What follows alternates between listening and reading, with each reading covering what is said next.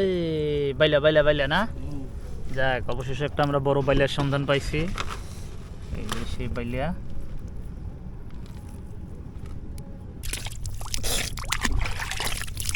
ভালো লাগছে। আচ্ছা আচ্ছা, তাহলে জাল ফালা হয়েছে নদীতে অলরেডি। এখন যেটা ফেলতে সেটার নাম কি? হ্যাঁ, নোংর আর কি। হ্যাঁ, তো অলরেডি নৌকার নোংর ফেলা হলো। এই যে এখন 15 থেকে 20 মিনিট অপেক্ষা করা লাগবে না ভাই? 15-20 মিনিট পরে কিন্তু জালটা তোলা হবে এবং কেমন মাছ ধরা পড়ে এটা আপনাদেরকে দেখাবো।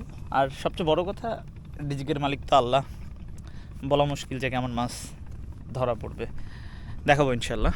তো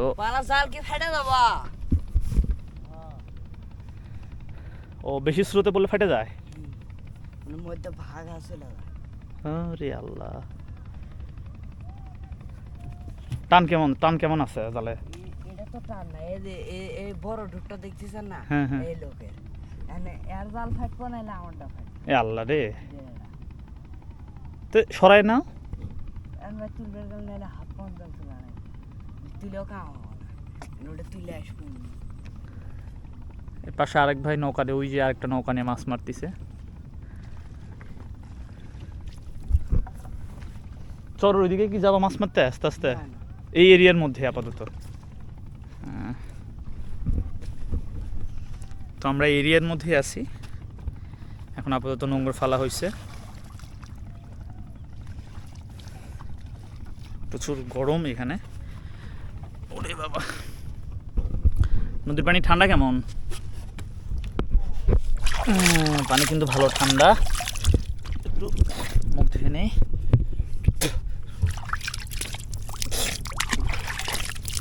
ভালো লাগছে।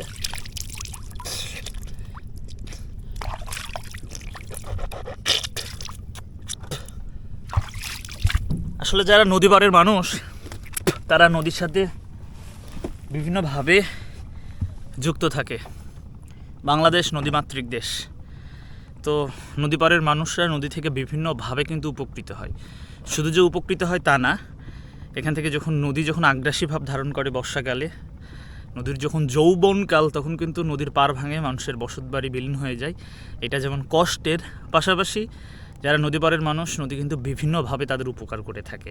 নদী থেকে সেচ প্রকল্পের মাধ্যমে কৃষিকাজে সহায়ক ভূমিকা পালন করে। তারপরে এখান থেকে অনেকে মাছ ধরের মাধ্যমে তারা জীবন জীবিকা নির্বাহ করে।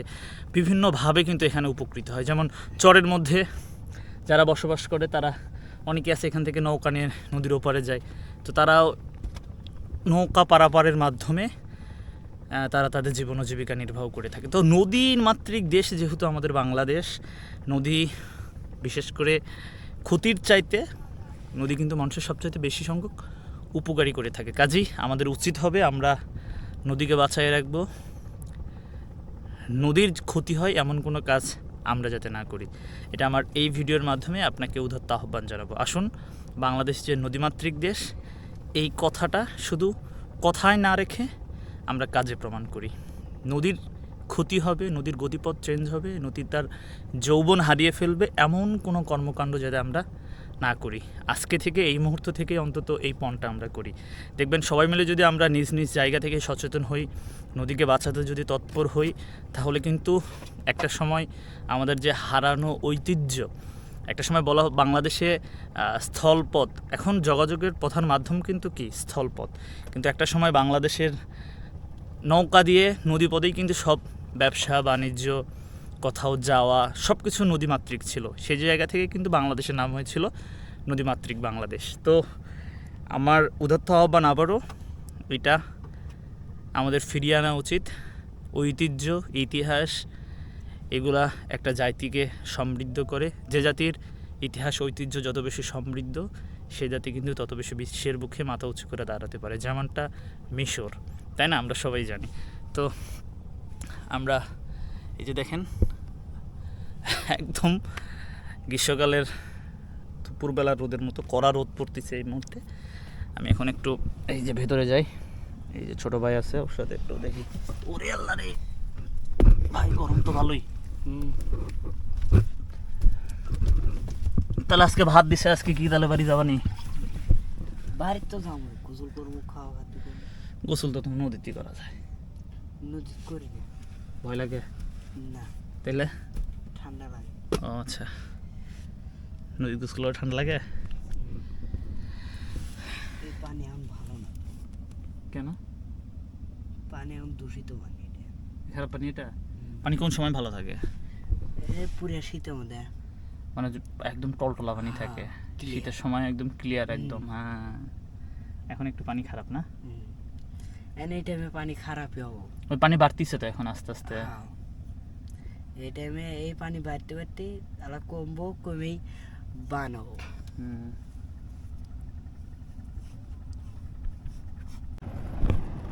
অলরেডি রিজওয়ান জাল তোলা শুরু করছে, আপনারা দেখেন, দেখি কি মাছ টাছ পাওয়া যায়। জাল তোলা হচ্ছে, এখনো কোনো মাছ পাওয়া হয়নি না? ওই যে একটা পাইছে। আরে এটা আগে না নতুন না? আচ্ছা, এটা কড়া আছে আপনার। কড়া মাছ কই রাখবে এর মধ্যে না? বিসমিল্লাহ বিসমিল্লাহ। জাল ছেঁড়া কে এত? সিরাই এটা ভাটা বলে, এলে এবারে কিনছি নতুন জাল। নতুন জাল এত ছিটছে? এই ভাটা বয়টা বয়টা এই যে আমি বেজা করছি। এটা পাইলা? না, এই কড়া আছে আপনার। আচ্ছা,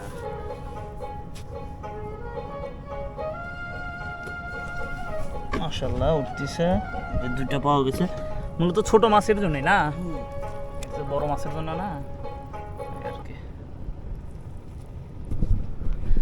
যে রোদ, আমিও শার্ট টাট খুলে ফেলছি গেঞ্জি গায়ে দিয়ে, এই হচ্ছে অবস্থা।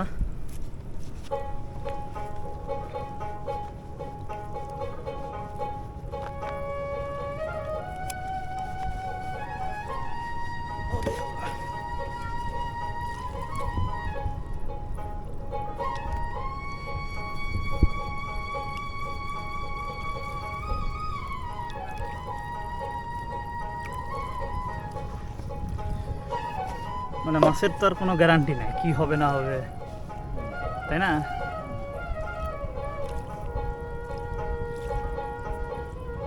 এখানে তো স্রোত আবার ভালোই দেখতেছি। মানে আমরা জাল ফালাইছি, জাল ফালাই ভাইটে আইছি না, ভাইটে আসে তোলা হচ্ছে। এই যে।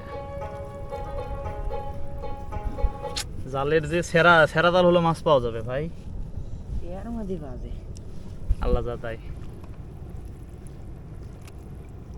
টান তো ভালোই। মানে এই টাইমে মাছের শেষ সময় তো। আচ্ছা, এই যমুনার জোয়ার ভাটা হয়?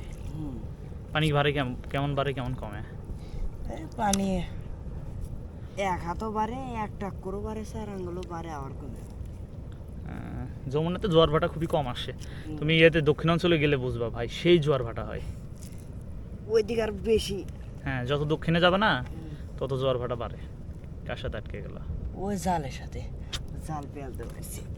আল্লাহ রে, এই যে এই যে এই যে এই যে এই দেখেন, আরেক জালের সাথে আরেক জাল আটকে গেছে। কেমনে বার করে নেবে? এটা নিজে বার করে নেওয়া লাগবে, ধরা লাগবে ভাই। না না,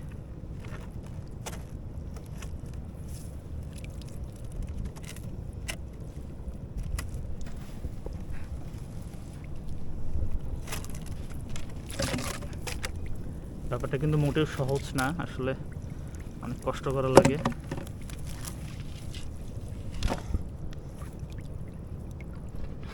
অনেকখানি জাল উঠাইছে কিন্তু মাছ পাইছে আপাতত তিনটা পাইছে। হ্যাঁ, এটা পানিতে রাখবে নাকি? আচ্ছা, পানি হবে, ঠিক আছে। এই বাইলা বাইলা বাইলা না, যাক অবশেষে একটা আমরা বড় বাইলার সন্ধান পাইছি। এই যে সেই বাইলা, মাশাআল্লাহ মোটামুটি সাইজের একটা বাইলা পাওয়া গেছে আর কি। দেখা যাক।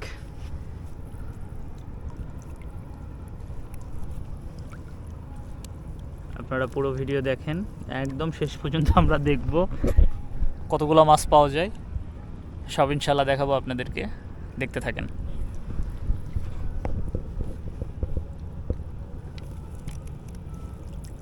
প্যাঁচ লাগছে, প্যাঁচ লাগলে তো হবে না।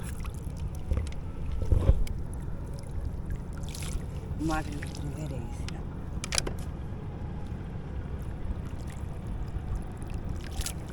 আরে প্যাঁচ লাগছে গে, আটটা পাওয়া গেছে, আর একটা পাইলাম না।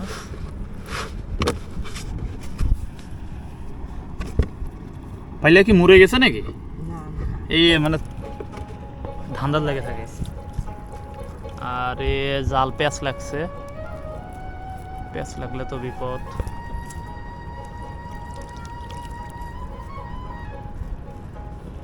গুড় পারছে জাল, গুড় পারে প্যাঁচ লেগে গেছে।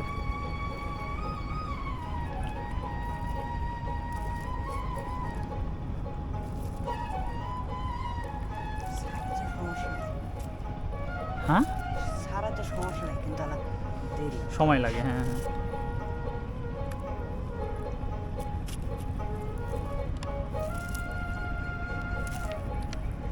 হ্যাঁ, হয়েছে। আবার প্যাঁচ লাগছে, আল্লাহ রে, এত সব বেশি না।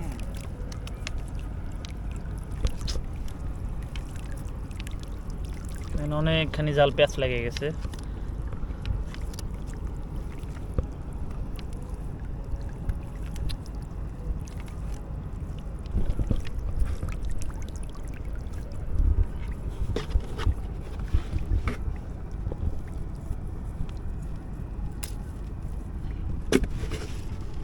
আস্তে আস্তে কয়েকটা করে বাইলা ধরা পড়তেছে। এই প্যাঁচ না লাগলে তো মাছ আরো বেশি পাওয়া যেত। সে লস হয়ে গেছে, কোনো কথা।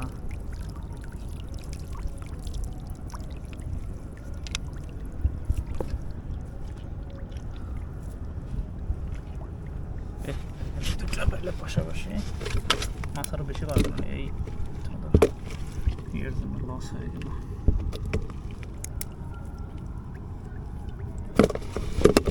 একদম টাটকা বাইলা মাছ, যমুনা নদীর।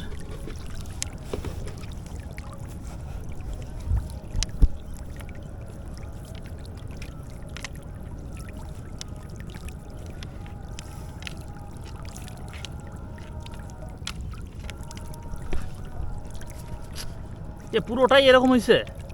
আল্লাহ, সারাতে ঘন্টা 3 লাগে। এটা ছাড়াতে 3 ঘন্টা লাগবে? তাহলে মাছ মারবা কেমনে আজকে? আর এরকম করে একটা দুটা ভাড়া দিলেই ভালো হয়। কপাল খারাপ আজকে। এরকম কি প্রতিবারই হয়? হ্যাঁ, ইস।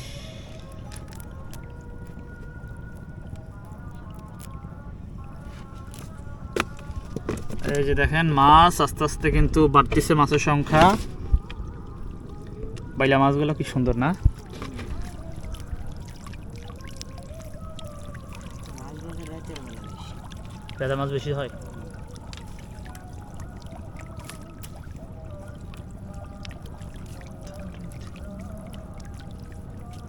আমরা না চলে আসছি এ জায়গায়, ঘাট কাছে।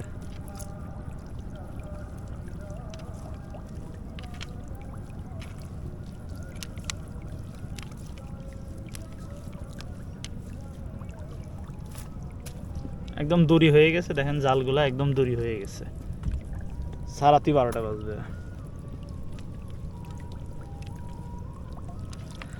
আল্লাহ, জাল শুনতে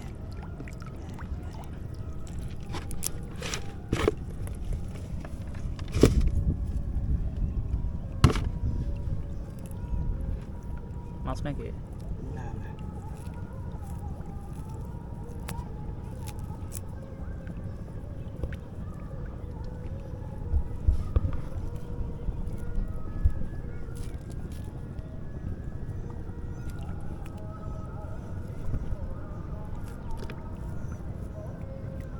ওই জায়গাটা কোড়ালি পড়ে। হ্যাঁ, ওই যে ওনার তো রমেশ দেখতেছি। ওটা আমার জাল। ওটা তোমার চাল তুলতেছা? কেমনে? ও ডুব ধরে আসছে, একটা ডিব্বা ফেলতে এলাম না। হ্যাঁ, ও উনি তুলে দিচ্ছে, দুইজন তুলে দেওয়া লাগে? না, একজন তুলে হয়। মাছ তো না, দিবে। ওই জাল উপরে ফেলে গেল তো, ওই যে নালা তুলে আসতেছে। এই দেখেন মাছ আস্তে আস্তে বাড়তিছে। ভালোই, বাইলের সাইজগুলো ভালোই না, একদম বাইলা মাছ।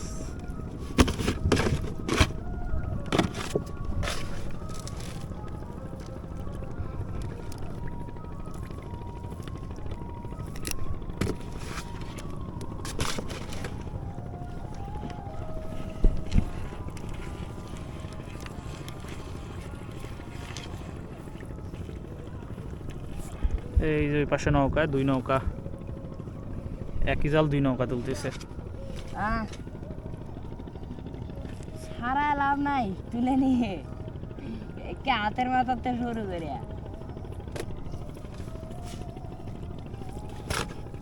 পুরোটাই পেঁয়াজ লেগে গেছে।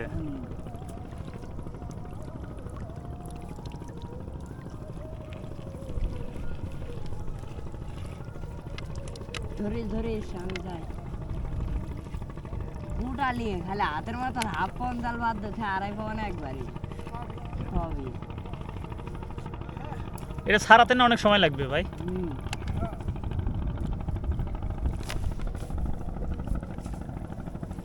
এই যে কয় পালা দিছি।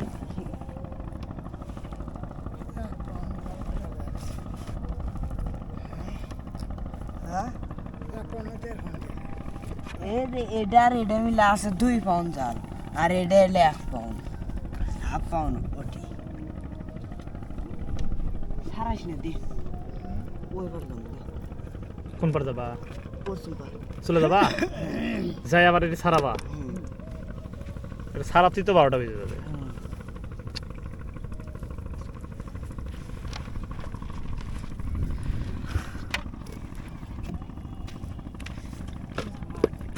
লস না হয়ে গেল। মাছই হবে না এতে মাছই ভাজই না, আমি একটা মাছে খালি ইচ্ছে করতেছে আর তোমার ওই দেখেন ওই জায়গার মাছটা দেখে আসেন।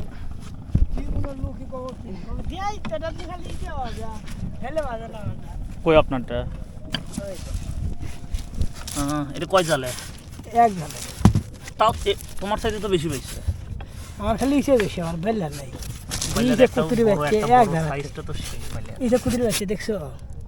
এই ভাড়ার থেকে হ্যাঁ, এই ভাড়তে কি আমার একটা সিঙ্গি হ্যাঁ, এটা সিঙ্গেল। খালি ইচ্ছে ভাজে, আর এই নিঠে একটা ঘাড়ে থাই দিবি কাটা দিতে বুঝ দিবি খাইরে আর বেলে ভাজছিল। গাইরা আরেকদিন একটা মাছ ছেড়া করতেছে, কি বলে ইলশে আমরা জালি খাওয়াই বাজবা। ও কালকে দিয়ে নিতুরা বাচ্চা কাট দালো দুনে ডে শালা ধরে রাখে আমি যে ইলিশ বাদে? হ্যাঁ তো ডেরন জাল আছে না, দেড় এক সবই 4-5 সবই খাইরে খুলে সেরে পাবো না। এই নিন খাইরে শুতে তাহলে এগুলো থুয়ে দে আমি গাইরা মারা জানলা ঠিক। নিয়ে আসে এই যে কুন্ডি মারবো, খালি ফেলা নিতে দিকে মারবো। ও আও গোন ভাতার বাজার মধ্যে আওর মধ্যে আর মারবো না, জাল থেকে ভাসি না, চাপে না, আমি উঠি। খাবার সুস্থ মানে আমার ওই জালা ঠিক খাইরে বাচ্চা খুশি বাজার তো দিতে পারছে না, কত রকমের কোনোটাই বাদ দাও পয়লা সব যাবে না, গাইলে বাজবে না। ওইটা তো ভাষা ভাঙা কি ভাষা কি সে খাইরে কষা বাসা। সবই ভাই তাহলে মাছ আমরা বেশি পাইলাম না, না লস হয়ে গেল। অন্ধকার, খালি চারিদিকে অন্ধকার। ঢুক করে সর্বোপরি মাছ কিন্তু বেশি পাওয়া যায় নাই, জালের অবস্থা খারাপ। এই যে মাছ তো দেখাইছি আপনাদের, এর মধ্যে কয়েকটা মাছ আছে।